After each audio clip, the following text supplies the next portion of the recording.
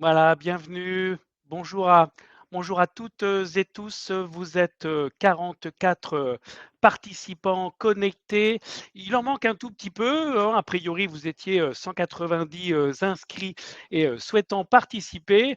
On va laisser quelques minutes tout de même on va dire de premier contact. Je vais présenter Sabine Montagu, qui sera ma co-animatrice. Et Bonjour à merci en tout tous. cas, Amélie, de nous dire bonjour. Voilà, génial, vous avez compris, notre outil majeur, c'est le chat. Je vous invite à réagir, à nous saluer, pourquoi pas. Voilà, donc Sabine aura la grande charge sur cette heure qui nous tient ensemble de lire le chat, de lire vos questions, vos réactions, vos commentaires, vos questions, bien évidemment. Surtout, n'hésitez pas à poser vos différentes questions. Je suis Éric Picot, je suis consultant en relations entreprises sur une zone sympathique, hein, Versailles Grand Parc, c'est toujours agréable. Et on a plaisir aujourd'hui avec Sabine de débuter cette grande semaine de l'évolution professionnelle avec ce webinaire où nous allons aborder un sujet central qui est celui du conseil en évolution professionnelle. N'hésitez pas, comme je l'ai dit, à poser vos questions, à réagir. Merci Tiffany, merci Marc, merci Elodie, Michel, Delphine, Déborah, Cyrielle, Nadine. Voilà, vous êtes quelques-uns à nous avoir salués. Vous êtes 54, genre 52 puisque nous sommes deux parmi vous. Genre, Sabine qui vous parle un tout petit peu, histoire de faire en sorte que vous compreniez l'usage du chat et, euh, et sa consultation. Genre, on démarre de sorte que nous ne perdions pas trop de temps. Euh, quelques règles, quelques consignes, je les ai évoquées. Vous utilisez le chat, exclusivement le chat. Ce sera plus facile pour nous pour suivre en direct vos différentes questions, vos différentes observations. Je vais le supprimer de ma visibilité pour que Sabine ait la stricte primeur de vos actions et de vos réactions. C'est parti. Jean. Vous êtes dans la semaine de l'évolution professionnelle. Ça se déroule d'aujourd'hui jusqu'au 20 octobre. C'est bien évidemment un événement national organisé avec l'APEC, le réseau EVA, le groupement Évolution, BGE Guyane, Antea RH Corse, Axis Martinique, l'ensemble des opérateurs du Conseil en évolution professionnelle, vous l'avez compris, nos partenaires régionaux, nationaux. C'est du 100% digital. On est avec vous à distance pour essayer d'avoir le plus grand nombre de participations, 100 webinaires thématiques qui sont prévus. Vous l'avez compris, l'idée, c'est de vous partager l'usage du CEP des deux côtés, côté entreprise, et on a le plaisir de vous avoir aujourd'hui, côté cadre et jeunes diplômés, parce que bien évidemment, le CEP manque encore cruellement de compréhension, d'usage, de sollicitation. Et l'idée, c'est de faire en sorte que ce service qui est maintenant à la disposition de l'ensemble des actifs soit le plus utilisé possible. Ça va, Sabine, tout va bien? Pas de réaction particulière? Genre, Tout va vous bien. l'avez Je me permettrai de remettre mon micro pour t'interrompre si jamais je vois qu'il y a des questions. Ne t'inquiète pas. interruption tout à fait volontaire. Genre. Alors, l'objectif de ce webinaire, c'est bien évidemment que je puisse vous présenter l'ensemble des bénéfices, le contexte de départ, l'entretien professionnel, les conditions de réussite pour optimiser le bon usage du CEP, à quoi ça sert, quel est son contenu, pourquoi est-ce qu'il est utile côté entreprise de promouvoir le CEP, quels bénéfices vous pouvez en tirer dans ce contexte particulier aujourd'hui de, de grande volatilité des collaborateurs. Hein. Vous l'avez certainement vu, on n'est pas face à une grande démission. Ça fait quand même quelques temps qu'on a cessé de considérer que nous étions à l'image de nos amis transatlantiques, mais tout de même de la volatilité, des difficultés pour garder parmi vos collaborateurs vos collaborateurs. Donc voilà, quels bénéfices vous allez pouvoir en tirer. Et puis, c'est quoi un parcours CEP? Comment on fait pour le déclencher? Comment on fait pour, entre guillemets, le solliciter? Et bien évidemment, répondre à toutes vos questions que vous allez lancer. Le contexte favorable, eh bien, vous le savez, la réforme de la formation professionnelle qui est arrivée fin 2014 avec un début janvier 2015 a mis en place trois grands sujets, trois grands outils, trois grands services.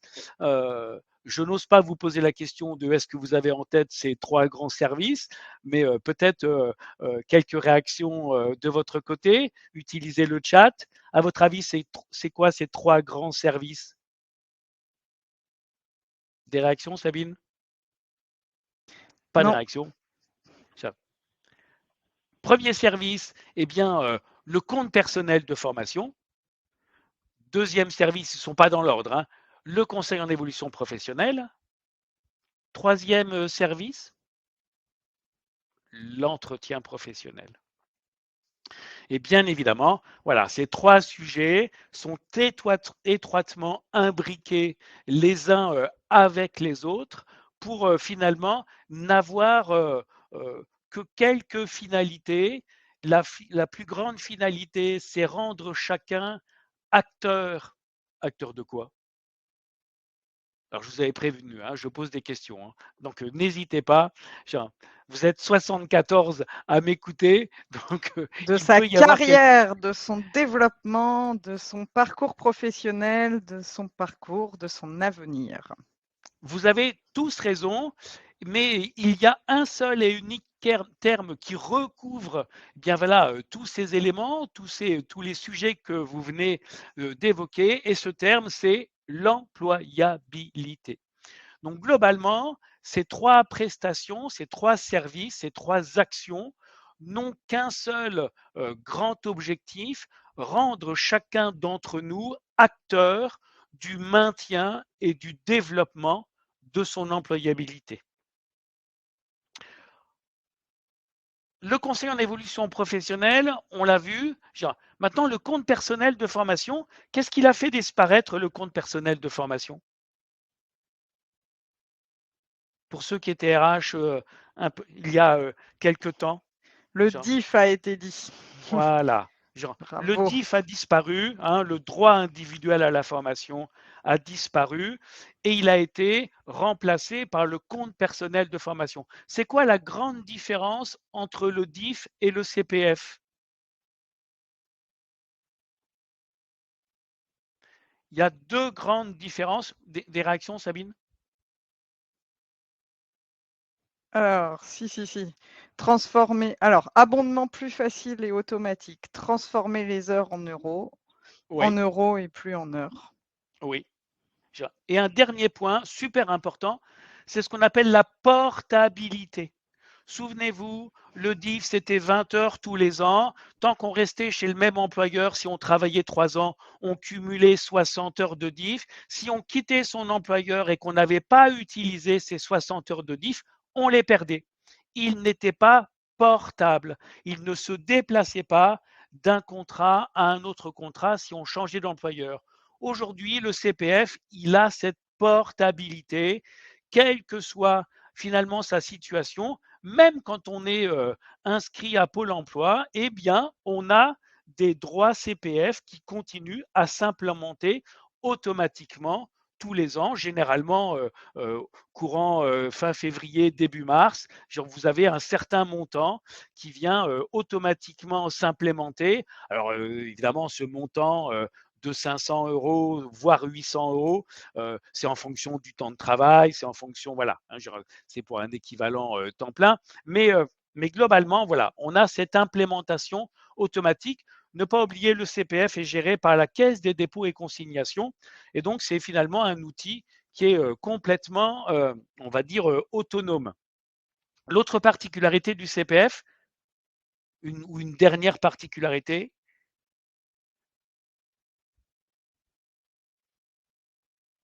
Des réponses, Sabine? Non, non, il y a Pas de réponse? si Bah, géré c'est par le salarié, il y a quand même le fait voilà, que les super. abondements sont plus faciles, Ouais, évidemment. bravo.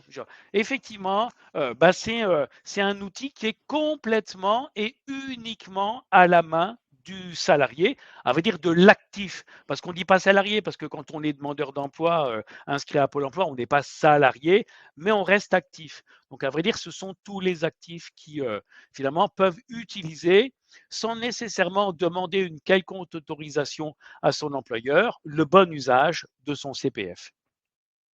Donc voilà, l'entretien professionnel, c'est un peu le cœur du réacteur de ce dispositif. C'est quoi la particularité de l'entretien professionnel?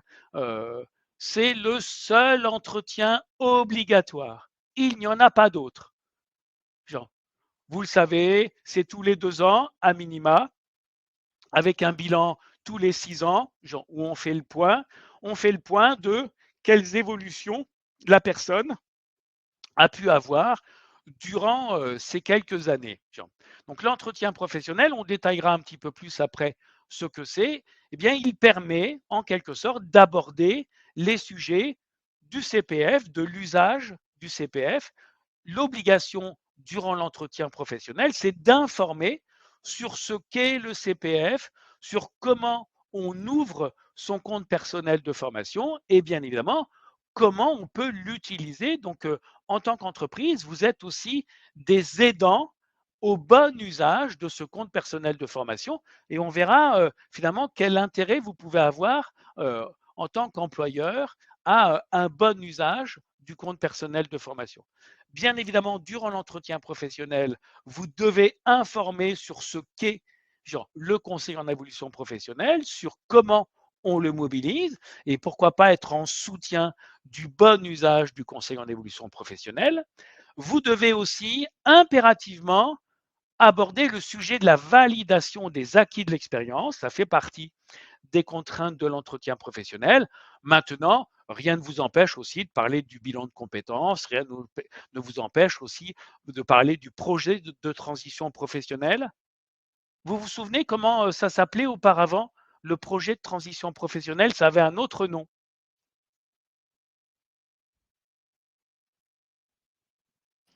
Et oui, ça a été dit, le CIF, Le bravo. CIF, le congé individuel de formation. Voilà. À vrai dire, ça n'a pas changé grand-chose. Les FONGECIF ne s'appellent plus FONGECIF, ils s'appellent Transition Pro. Le FONGECIF gérait très majoritairement les OPCA avant les OPCO géraient bien évidemment en fonction de la nature des OPCA, géraient plus ou moins le congé individuel de formation. C'était très majoritairement le FONGECIF qui le gérait. Aujourd'hui, Transition Pro gère à l'équivalent du CIF les projets de transition professionnelle pour finalement accéder à des réorientations, à des reconversions sur des formations dites longues, c'est-à-dire généralement une année de formation et ce sont des formations diplômantes certifiantes. Et bien évidemment, l'entretien professionnel, il vous permet aussi d'avoir une construction, un impact sur votre plan de développement des compétences. Ça s'appelait comment auparavant le plan de développement des compétences?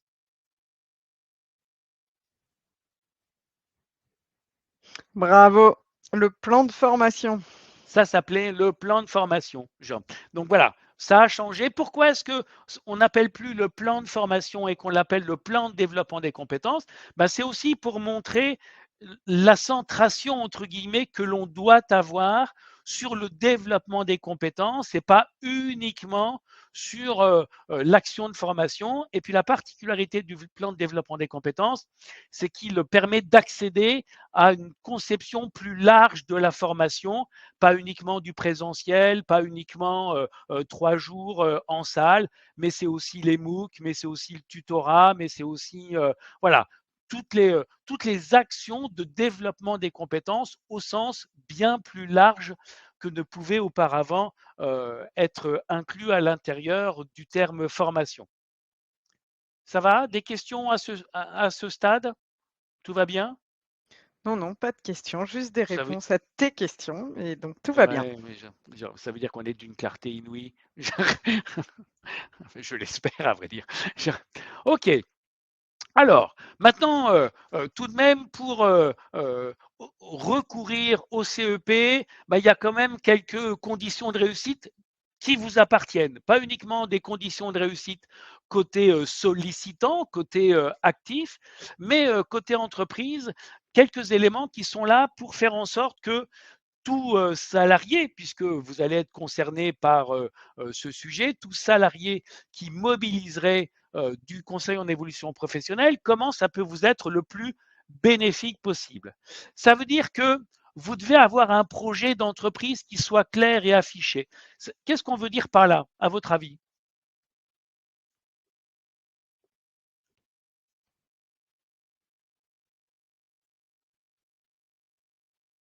Pas de réponse, Sabine? Si, si, ça arrive. Donner du sens.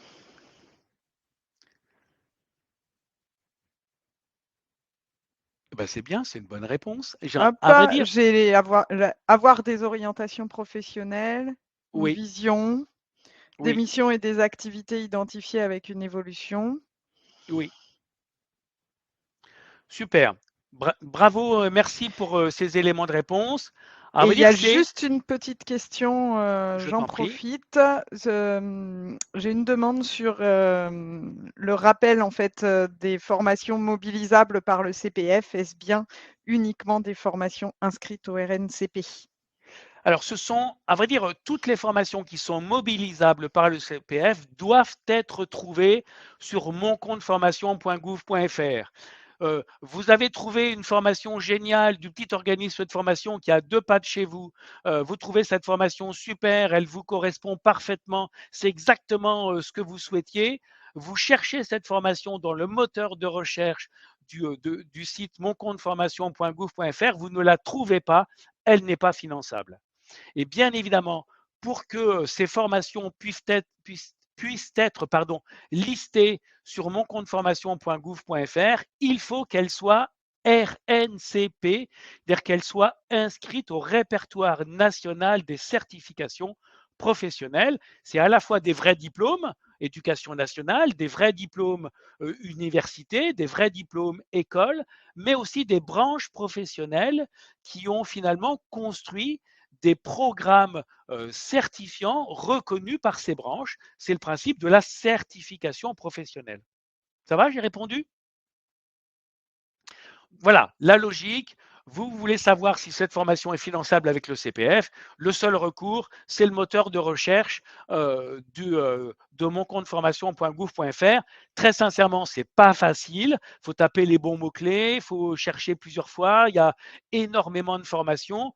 Donc, pour le coup, le CEP peut être un bon outil, une bonne aide pour trouver la bonne formation. Je vais un tout petit peu plus loin dans mes slides. Donc globalement, projet d'entreprise clair et affiché, permettre la projection dans le futur de l'évolution des métiers, des besoins en compétences de votre entreprise, comprendre bien vers quoi l'entreprise va tendre, vers quoi elle va aller en termes de produits, de services, de métiers, de savoir-faire, de savoir-être, de compétences recherchées, parce que ça va me permettre, moi, de me dire, bah, si demain, je souhaite aller dans cette direction, voilà le parcours qu'il me reste à faire. Et pour construire ce cheminement pour accéder à ce métier de demain dans cette entreprise, eh bien, peut-être que je vais mobiliser un conseil en évolution professionnelle. Une raison d'être partagée.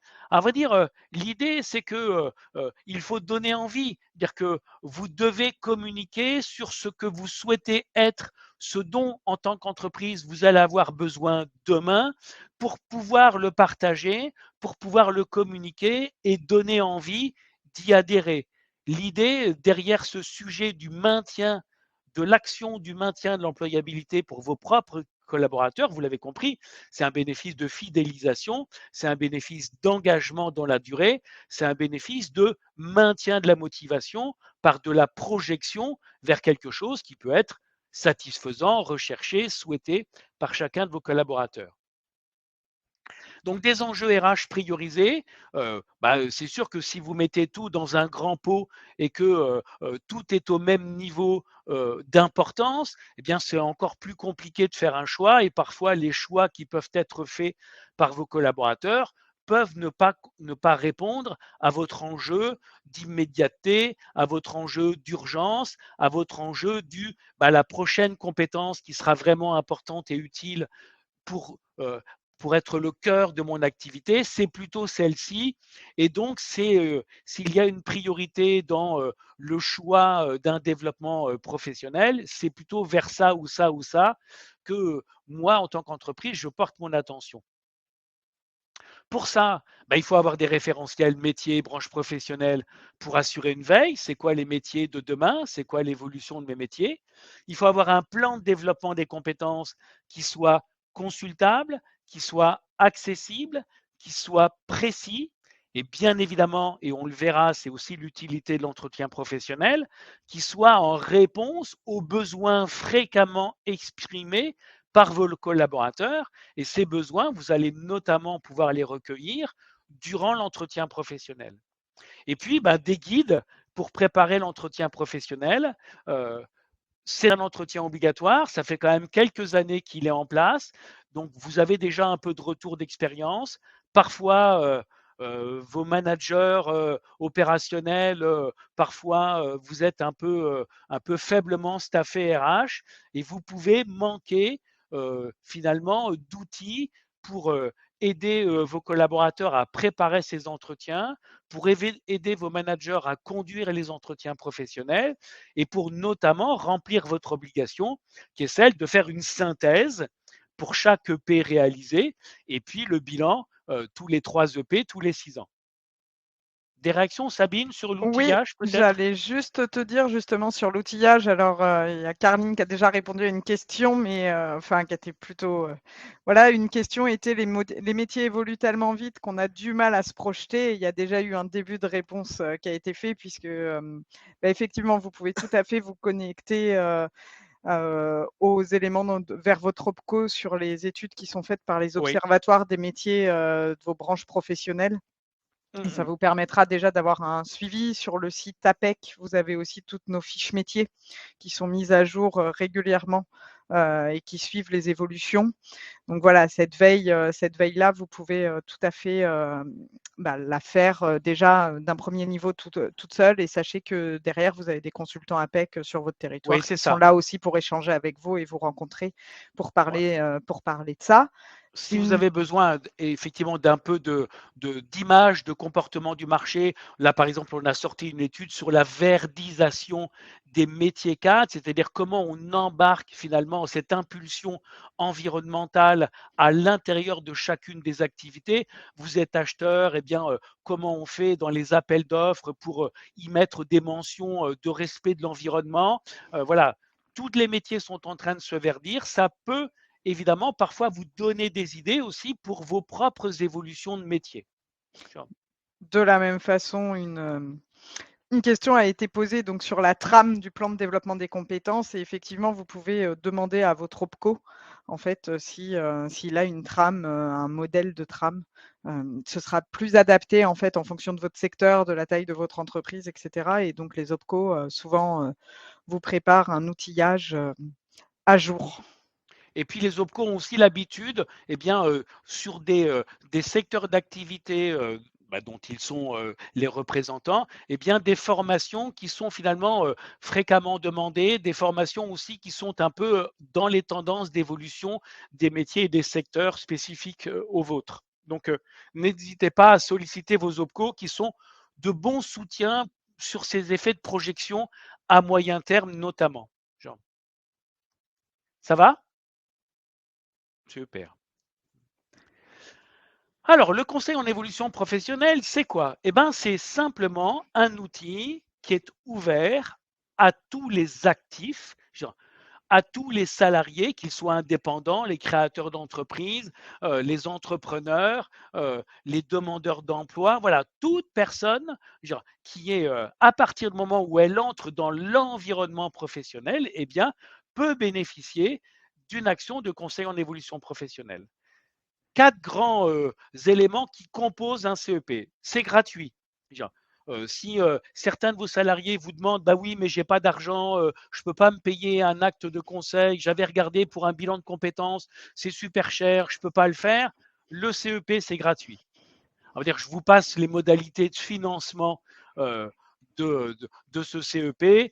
Sachez que le CEP de l'APEC est financé par les cotisations des cadres et des entreprises. Tout va bien. C'est confidentiel, strict respect de confidentialité. Ça a une petite conséquence, c'est qu'imaginons vous êtes RH, vous êtes manager, vous faites un entretien professionnel, votre collaborateur vous dira mais moi j'aimerais bien évoluer, j'aimerais bien ajouter une compétence no code. J'ai bien compris que on utilise beaucoup Excel, on a plein de petits outils en bidouille chez nous. Ce serait sympa si on pouvait utiliser la démarche no-code pour fabriquer notre propre outil. Vous trouvez ça super et bien évidemment, vous proposez, vous informez votre collaborateur que le conseil en évolution professionnelle pourra lui permettre de bien comprendre les usages du no-code, ses finalités, ce que ça lui permettra peut-être d'avoir comme compétence. Est-ce que c'est vraiment un développement d'employabilité? Est-ce que c'est une tendance? Et de choisir la formation. Et comme globalement, vous vous dites que le projet est génial, vous pourriez avoir tendance à demander à votre collaborateur les résultats de ton CEP, si tu pouvais me les donner, ce serait super. Attention, genre, c'est confidentiel. Genre, vous ne pourrez pas, par exemple, le dire, bah, tu le fais avec l'APEC, c'est qui ton consultant? Est-ce que je peux l'appeler pour avoir un peu des informations complémentaires sur ton projet? Ça me permettrait de t'aider. Et voilà, le consultant APEC ne vous donnera aucune information. Il donnera les résultats de son conseil en évolution professionnelle aux salariés qui en a demandé le bénéfice. Et c'est bien évidemment le salarié qui vous présentera ou pas, selon son bon vouloir, les résultats de cette démarche. Maintenant, si vous avez établi avec lui durant le P un climat de confiance et que le salarié comprend bien comment ça pourrait lui être utile, bien évidemment, il sera très enclin à venir vous expliquer ce que le CEP lui a permis et peut-être de solliciter un cofinancement de l'action de formation qu'il aura choisie, parce que c'est généralement pas avec les 5 000 euros maxi de son CPF qu'on peut parfois financer des formations suffisamment importantes. Neutre, Une petite question dans le oui. chat, justement sur mais où aller voir et comment se renseigner sur les formations finançables dans les domaines où il y a de l'emploi? Alors, c'est tout à fait la finalité du conseil en évolution professionnelle. À vrai dire, le job du consultant ou du conseiller en évolution professionnelle, ce sera bien évidemment d'apporter un éclairage marché, on le verra juste après, notamment dans le contenu, d'apporter un éclairage marché, de permettre face à cet éclairage marché, eh bien, d'aller trouver les actions de formation qui peuvent être les plus ajustées en fonction des compétences déjà détenues par la personne et celles qui seront apportées par la formation et en fonction de la finalité métier derrière. C'est ce qu'on appelle la mesure d'écart d'imperformance. C'est je veux aller là, j'en suis là, qu'est-ce qui me manque et est-ce que le parcours de formation que je choisis répond bien au manque dont j'ai strictement besoin pour accéder à ma cible métier et emploi. Et bien évidemment, le CEP est là aussi pour réfléchir avec vous aux modalités de financement de l'action de formation. Pour exemple, à l'APEC, on a des consultants dont la spécialisation est le montage financier des parcours de formation. Donc neutre, eh ben, on prend parti ni pour tel organisme de formation, ni pour telle structure, ni pour telle entreprise. Voilà, on essaye d'être le plus neutre possible. Accessible, vous verrez, c'est très facile de mobiliser un CEP quand on a compris comment ça fonctionnait. Et impartial, ça veut dire que si globalement la personne suggère un métier et que derrière ce métier, les caractéristiques de l'activité, c'est peu d'opportunités d'emploi, peu de débouchés, des niveaux de rémunération qui sont peut-être largement inférieurs à celui que la personne a actuellement, et ben on va faire preuve d'impartialité en lui présentant toutes les informations utiles pour qu'elle puisse construire ce que l'on appelle un projet réaliste et réalisable. C'est faire en sorte que ça tienne compte de ses compétences, ça tienne compte de ses centres d'intérêt, mais ça soit bien évidemment en articulation avec la capacité du marché à proposer un emploi avec des caractéristiques qui répondent aux motivations et aux besoins de la personne. Je l'ai fait vite là, hein, peut-être. Ça va? Ça va, ça semble. Tu es clair. Impeccable. Donc, si j'essaye de résumer, un CEP, ça sert à quoi? Ben, ça sert à plein de choses. À vrai dire, vous devriez, tout le monde, et vous devriez aussi impulser ça, c'est qu'à chaque fois qu'on se questionne, genre, eh bien, plutôt que de demander à son ami, à ses voisins, à ses parents, ce qui est généralement le premier réflexe hein, quand on s'interroge sur son devenir professionnel, bizarrement, on ne va pas tout de suite voir l'opérationnel. À vrai dire, on va les voir ensuite, après, en fonction de la qualité de la relation entre le manager et le manager. En troisième, on ira voir les RH, parce qu'ils peuvent être de bons conseils. Et puis en dernier, on ira voir des professionnels de l'accompagnement, parce qu'ils sont souvent un peu considérés comme trop loin et trop administratifs. Donc globalement, vous devez être là des facilitateurs au bon usage, à la bonne compréhension. Ça sert à évoluer à mi-parcours. On est tous confrontés à ça. À un moment donné, au bout de 15, 20, 25, 30 ans de parcours professionnel, on se dit alors vraiment à quoi ça a servi, où est-ce que je veux aller demain, comment est-ce que je vais être plus utile, comment je peux faire quelque chose qui a plus de sens, qui a plus de pertinence, comment voilà, on se pose tous des questions. Parfois c'est très jeune, genre, mais c'est souvent aux alentours de 40, 45 ans. Changer de voie, voilà, on décide de sauter le parcours. On a été longtemps dans analyste programmeur et c'est bon, Java, on n'en peut plus et on veut faire autre chose. À vrai dire, c'était l'exemple de ce matin. Je croisais un cadre qui me disait, c'est bon, moi Java, ça fait 20 ans que j'en fais, je veux aller travailler dans le secteur du bâtiment. J'ai ma femme a hérité de quelques biens, je me suis occupé de tout ça et je me rends compte que la maîtrise d'œuvre, c'est vachement sympa et il veut changer de voie. Et il fait bien évidemment un conseil en évolution professionnelle. Valoriser ses atouts, eh bien, lors d'une mobilité interne, lors d'une mobilité professionnelle, on peut avoir besoin de faire un peu le point de ses réalisations, des choses que l'on a fait, que l'on a bien réussi, des modes opératoires qu'on a utilisés, de ses réussites, de ses apprentissages, faire un petit capital de tout ça pour savoir le présenter, pour savoir finalement l'exposer et peut-être négocier en interne une évolution. Voilà, L'évolution en justement, interne, Eric, je oui, te coupe parce que justement, tu es en train de répondre à une question qui était dans le chat de Morgane sur effectivement, est-ce que il y a un travail possible pendant le CEP avec l'entreprise pour effectivement voir les opportunités en interne. Voilà, voir le champ, étudier le champ des possibles, les opportunités du marché, mais aussi celles qui oui. existeraient dans l'entreprise. Donc tu viens d'y répondre. Et vous l'avez bien compris, ce n'est pas le consultant qui prendra contact avec vous pour étudier ses possibilités de mobilité interne.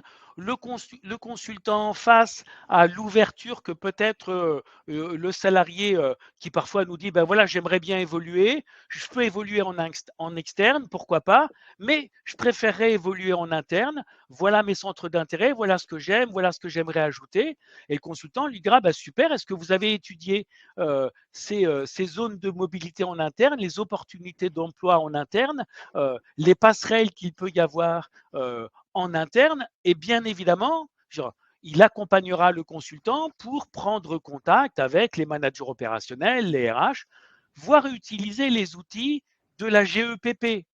Ça s'appelait comment la GEPP avant?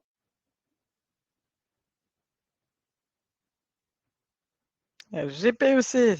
La GPEC, la gestion prévisionnelle des emplois et des compétences. Usine à gaz, à vrai dire, on a fait une autre usine à gaz, on l'appelle GEPP, gestion des emplois et des parcours professionnels pour être un peu plus large et un peu plus centré sur les compétences.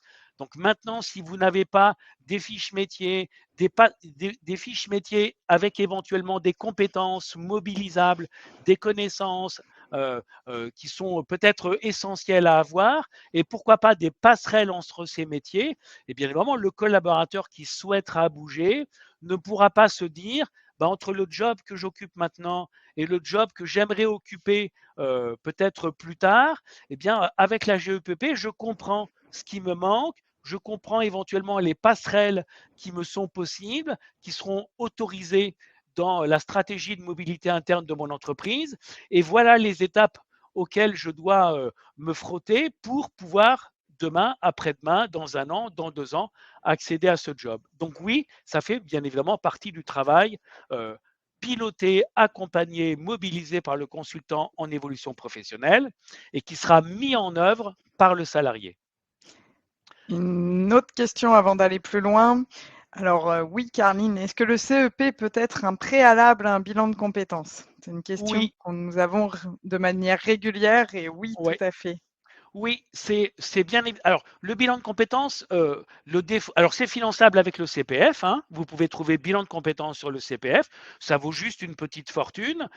C'est entre 1600 euros et parfois 4, voire plus milliers d'euros. La finalité d'un bilan de compétences, c'est définir un projet professionnel réaliste et réalisable prioritaire et secondaire. Donc, on voit bien que le bilan de compétences, finalement, c'est calibré en termes d'heures, c'est 24 heures maxi, c'est 17 heures de face à face, c'est plusieurs entretiens, c'est segmenté généralement sur une durée de 2 ou 3 mois, volontairement un peu long pour que ça s'installe dans une réflexion. Donc on voit bien, j'aurais tendance à dire, pourquoi dépenser une partie de son CPF pour faire quelque chose qu'on pourra débuter à faire avec un conseil en évolution professionnelle, puisqu'un conseil en évolution professionnelle, ce n'est pas 17 heures, hein, ça va être à l'APEC, ça peut être entre 3 et 4, 5 heures, genre, avec 2 ou 3 entretiens. Genre. Donc on voit bien, on travaillera moins avec moins d'approfondissement, mais tout le travail que vous pourriez faire avec un CEP, de toute manière, n'est pas du temps perdu pour un bilan de compétences, et vous pourrez complètement réinjecter le travail du CEP à l'intérieur d'un bilan de compétences.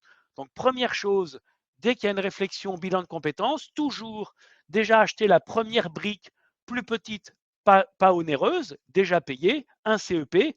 Et si on a besoin de plus de temps, plus d'approfondissement, plus d'analyse pour pouvoir approfondir l'édition de ces compétences et la projection dans un plan A et dans un plan B, alors on financera un bilan de compétences.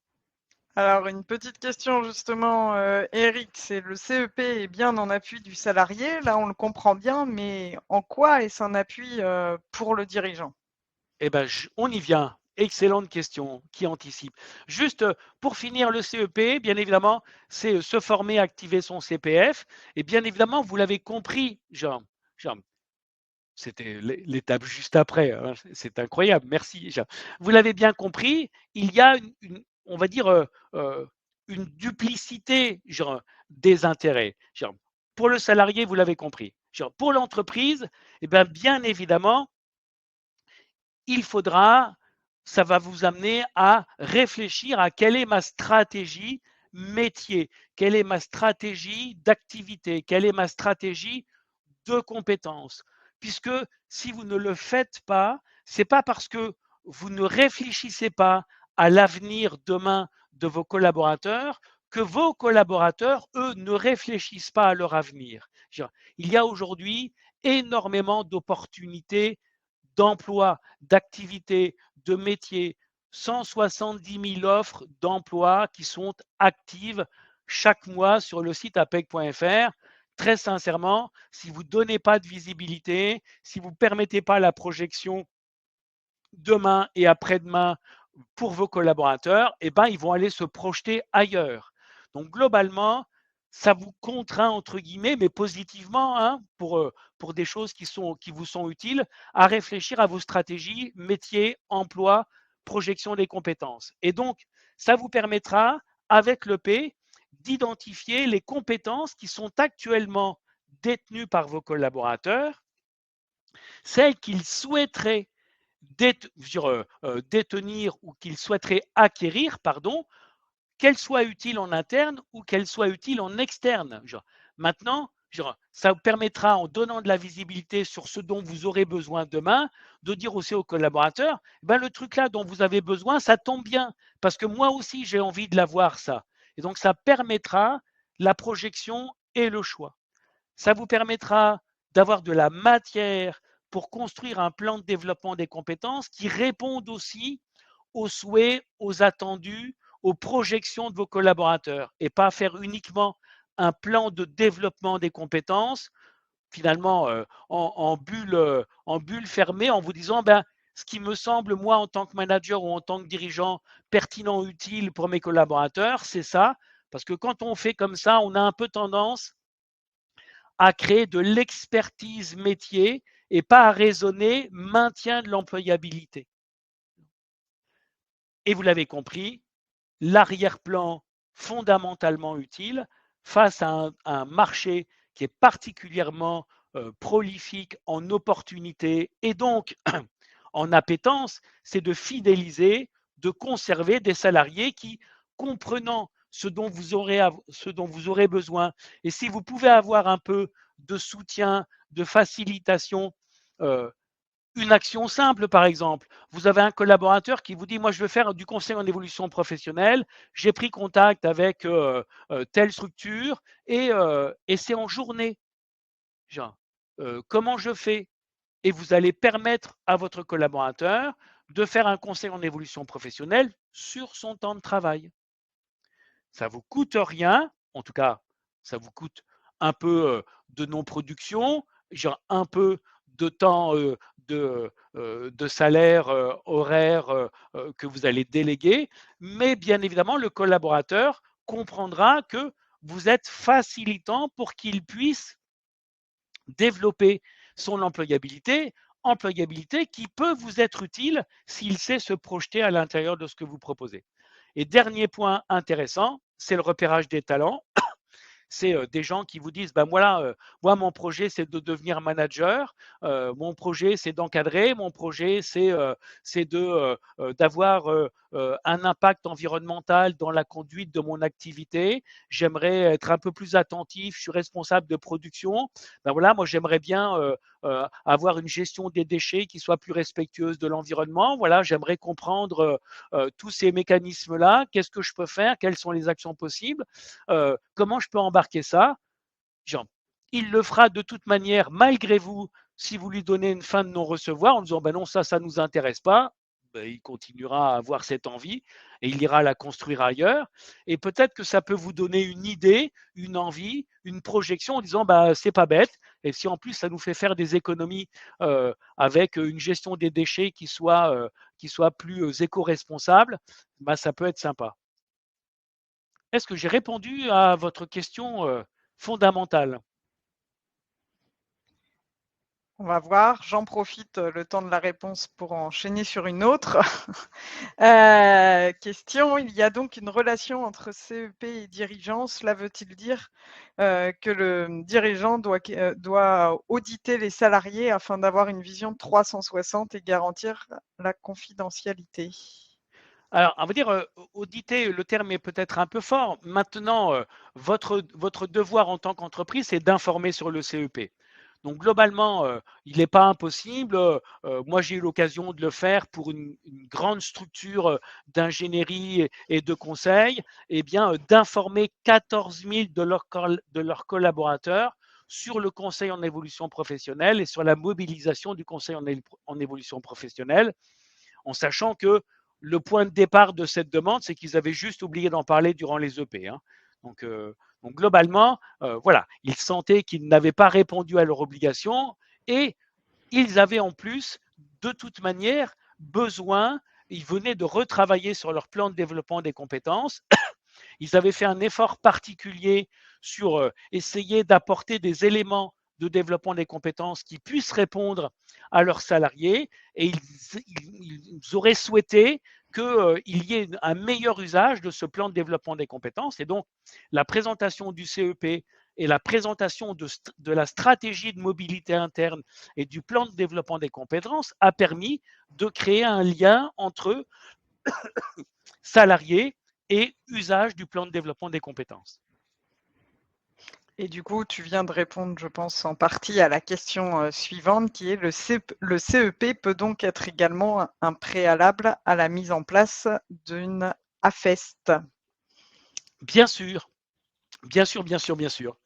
Alors, il y a plein d'outils, hein, qui sont à votre disposition, genre la PMSMP, voilà, vous avez plein d'actions. Sur ça, approchez-vous de votre consultant en relations entreprises, exprimez votre besoin, dites, voilà, on aimerait bien mettre en place du tutorat, du mentorat, on aimerait bien, pourquoi pas, avoir nous-mêmes notre capacité à soutenir, accompagner par de la formation, et hop, la feste sort. Voilà. Et du coup, merci Carline d'avoir répondu à la question d'Alex. Effectivement, AFEST, action de formation en situation de travail. Déborah aussi avait répondu. Super, Du mais c'est pour ça que je coup, n'avais pas donné la définition de l'acronyme, parce que je pressentais que vous alliez donner la réponse. et du coup, une autre question, existe-t-il un flyer sur les CEP qui peut servir de communication auprès du salarié? Oui, on peut mettre ça à disposition. On a cet outil à l'APEC. Et puis, vous allez aller sur le site Mon CEP, genre, ici, là. Alors, je passerai ça juste après. Est-ce qu'il y est? Hop, voilà. Vous allez sur le site internet moncep.org et ça vous permettra de répondre à la question du comment je fais pour mobiliser un CEP. C'est souvent une question de la part des salariés et quand vous allez présenter cette action-là avec le bénéfice aussi qui est le vôtre, hein, recueillons vos souhaits de métier pour demain, recueillons vos souhaits de projet pour demain, ce que vous aimeriez faire, ce que vous aimeriez développer comme compétences. Ça peut être l'entretien mi-carrière hein, que parfois vous mettez en œuvre dans vos entreprises, qui peut aussi être un support à ça. L'entretien mi-carrière n'est pas l'EP. Hein. Donc, ce n'est pas parce que vous faites des entretiens mi-carrière que vous êtes abstenu de faire un entretien professionnel. Pardon. Donc, globalement, pour le CEP, vous avez des opérateurs qui sont fléchés. C'est-à-dire qu'en fonction de votre statut, en fonction de votre situation, vous avez un opérateur au CEP qui est prédestiné, entre guillemets. Alors, je commence par les cadres. L'opérateur CEP prédestiné, fléché, c'est l'APEC. Quand on est demandeur d'emploi, c'est Pôle emploi. Quand on est jeune et qu'on a moins de 26 ans, c'est les missions locales. Quand on est en situation de handicap, c'est Cap emploi. Et quand on est salarié ou travailleur indépendant, c'est un opérateur CEP qui est différent en fonction des régions parce qu'il y a eu un appel d'offres et que certains acteurs ont été référencés dans certaines régions. Donc, ça peut être la BGE, Antea, Axis ou autre. Bien évidemment, si je prends un exemple bête, je suis cadre, demandeur d'emploi en situation de handicap. J'ai 3 opérateurs CEP possibles. C'est toujours le salarié qui choisit l'opérateur CEP qu'il souhaite. Et bien évidemment, il peut, imaginons que dans le cas de figure, je suis cadre, demandeur d'emploi et en situation de handicap. Je suis nouvellement en situation de handicap parce que j'ai eu un accident de la vie. Ma première question, c'est quel métier je peux faire avec mon handicap? Ben, c'est Cap emploi qui sera peut-être le plus compétent sur le sujet. Ensuite, une fois que vous aurez 3 ou 4 métiers compatibles avec votre handicap, vous pourrez peut-être vous dire, parmi les métiers, il y a 3 métiers cadres. C'est quoi le marché? C'est quoi les situations de rémunération? C'est quoi les opportunités d'emploi? C'est quoi les formations, les diplômes qui sont attendus? Et là, c'est l'APEC qui peut répondre à cette question. Et vous enchaînez un CEP Cap emploi avec un CEP APEC. Puis une fois que vous sortez de l'APEC, vous partez en disant ah ben ok super, c'est ce métier-là. J'ai trouvé la formation, je suis allé sur mon CPF, il me manque 3 000 euros. Mais ça tombe bien, je suis demandeur d'emploi. Je vais aller voir Pôle emploi et je vais faire un CEP avec Pôle emploi pour aller chercher le bout de financement qui me manque. On va dire que vous pouvez faire autant de CEP que vous le souhaitez. La seule contrainte, c'est que vous ne pouvez pas faire les 3 en même temps, tout simplement. Alors Eric, attends, tu as quelques questions. Déjà, est-ce qu'il est possible que le CEP intervienne en entreprise? Si oui, Non. quelle forme de contrat et est-ce gratuit? Alors, je comprends pas votre question. À vrai dire, le CEP, il est toujours fait par un opérateur indépendant et neutre. C'est-à-dire que vous ne pouvez pas, vous, en tant que RH ou en tant que manager opérationnel, conduire un CEP avec avec l'un de vos collaborateurs. Voilà, Ça donc, serait ni neutre ni indépendant. donc une autre question. Qu'est-ce qu'il existe pour la fonction publique? Il y a du CEP. Il y a du CEP pour la fonction publique. Ce sont d'autres opérateurs. Très sincèrement, je ne les connais pas. Tu les connais, Sabine? Déborah, en partie, a répondu. Les conseillers sont parfois internes aux structures, effectivement, ou disponibles auprès des CDG, par exemple, fonction publique territoriale. Oui. Je suis désolé, l'APEC c'est privé et on s'intéresse au marché de l'emploi cadre du secteur privé et pour le public, je ne suis pas très compétent. Et pour les CCI, salariés statutaires non fonctionnaires. Je ne sais pas répondre à cette question. Tu sais, Sabine? Alors pour moi, à partir du moment où vous êtes cadre, vous pouvez quand même venir à l'APEC. En fait, on en reçoit. Oui, alors Maintenant, effectivement, est-ce qu'il y a des structures dédiées pour pour les salariés statutaires non fonctionnaires? Je ne saurais pas répondre. Est-ce qu'il y on a va dire d'autres structures? ouais, le choix de l'opérateur CEP, c'est plutôt sur quoi il est compétent. Nous, APEC, on est compétent sur l'ensemble des métiers cadres du secteur public, du secteur privé, pardon. Donc ça veut dire que quelqu'un qui travaillerait dans une chambre de commerce et d'industrie et qui se dirait bah, moi, je voudrais accéder à une fonction de responsable qualité dans le secteur agroalimentaire, eh bien, il peut tout à fait solliciter en conseil en évolution professionnelle l'APEC parce que l'APEC connaît bien ses métiers. Genre. Alors, plusieurs questions. Nous avons du coup une question sur comment informer un salarié en arrêt maladie qui notamment un arrêt maladie lié plutôt à du mal-être ou mais même quelle que soit la raison, comment lui suggérer voilà, d'aller vers un CEP? Est-ce que c'est obligatoirement à l'initiative du salarié? Oui, ce sera obligatoirement à l'initiative du salarié. Après, on est là sur, sur des comportements de droit social. Hein. Globalement, quelqu'un qui est en arrêt maladie, vous n'avez pas, me semble-t-il, je ne suis pas juriste en droit social, donc ce sera confirmé avec des personnes dont la stricte compétence est celle-ci. Mais de mon sens, vous ne pouvez pas interagir avec lui, notamment pour lui suggérer de faire un CEP qui pourrait être mal interprété en disant ben voilà, on est justement en train de me dire d'aller voir ailleurs si je n'y serais pas mieux. Donc je vous inviterai à vous abstenir de toute cette information. Maintenant, à son retour, il sera peut-être utile de faire un entretien professionnel. Entretien professionnel où vous pouvez l'informer justement sur, Bien sûr, sur le sur le CEP. CEP. Ouais. C'est-à-dire que durant l'entretien professionnel, à son retour d'arrêt maladie, ça va être ben, quels sont tes projets, quels sont tes souhaits, quelles sont tes intentions, qu'est-ce que tu veux faire demain et après-demain. Voilà, vous allez vous centrer sur le projet de la personne pour elle et rien que pour elle et voir s'il y a des terrains d'utilité, d'entente, d'intérêt avec vos stratégies à vous. Genre, durant l'entretien d'évaluation, celui que vous faites généralement une fois par an, vous êtes centré sur la performance de la personne au regard des attendus du poste. Durant l'EP, vous êtes centré sur quels sont les projets de la personne. Et il peut y avoir une zone de compatibilité, de superposition avec les projets de l'entreprise. Alors la réponse à la fonction publique a été, fortement, Merci. mise dans le chat. Du coup, effectivement, vous avez des centres de gestion départementaux et puis, il vous est suggéré aussi de vous rapprocher de votre conseiller en mobilité de carrière. Ça, c'est côté, fonction publique. Une autre question. Vous confirmez que les non-cadres sont les bienvenus aussi? J'ai le souvenir d'un conseil sur les leviers de motivation alors que je n'étais pas cadre. Oui, oui, à partir du moment vous êtes non cadre, vous vous interrogez sur une projection métier qui peut être agent de maîtrise ou cadre, voilà, sur ça, on vous accueillera avec grand plaisir. Genre.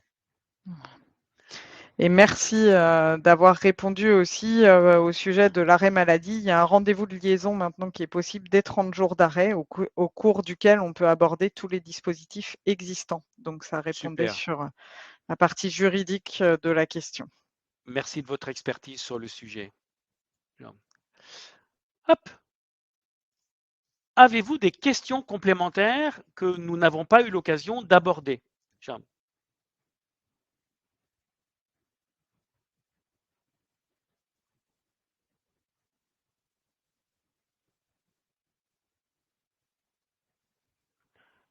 Tout est clair. Merci beaucoup pour la clarté et la pertinence de votre intervention. Je vous en prie, Cyrielle. Ah, mais il y a Nathalie aussi, Carmine, Sophie. Ah. Pas de questions. Merci beaucoup. Beaucoup Pas de petites... d'illustrations. Ouais. Parfait. Pop, pop, pop. Non, pour l'instant, je vois les remerciements défiler. Non, pas de questions a priori. En tout cas, merci à toutes et tous d'avoir Oui, merci pour participé votre interaction, dynamiquement. merci pour votre participation, c'était cool.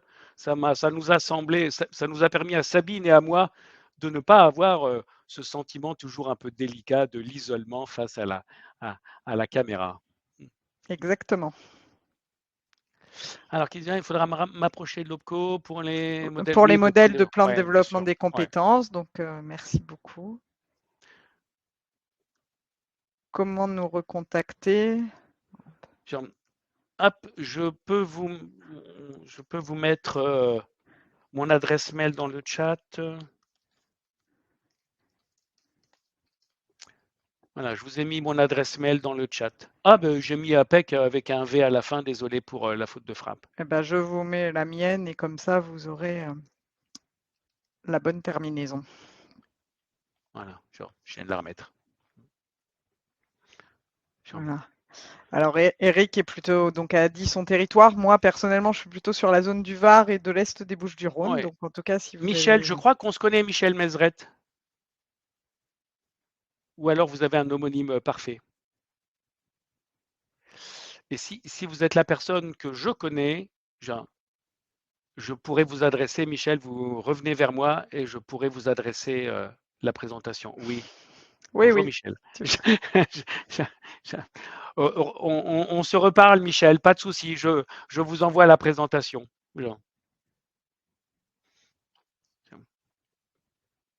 Oui, effectivement, il semble que le webinaire soit enregistré. Oui, le webinaire est enregistré, oui. Donc, vous aurez accès au replay.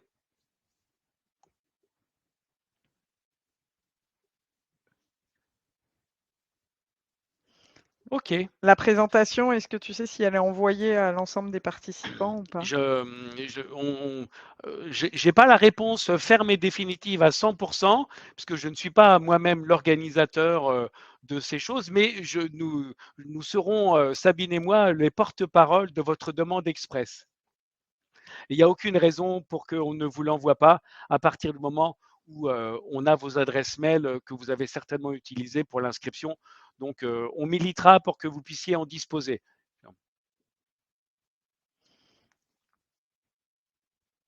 OK. Et bon. En tout cas, merci à tous et toutes. OK, bah super. Amélie semble dire que tout serait dispo ici à la fin de la semaine. Ce qui est bien, c'est que vous avez parfois les informations que nous n'avons pas. C'est le principe de la complémentarité absolue.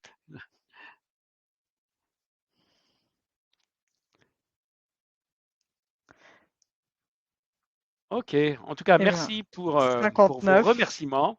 On peut clôturer. Merci à tous. On vous souhaite une excellente suite de journée et puis bon usage et bonne préconisation d'ICEP.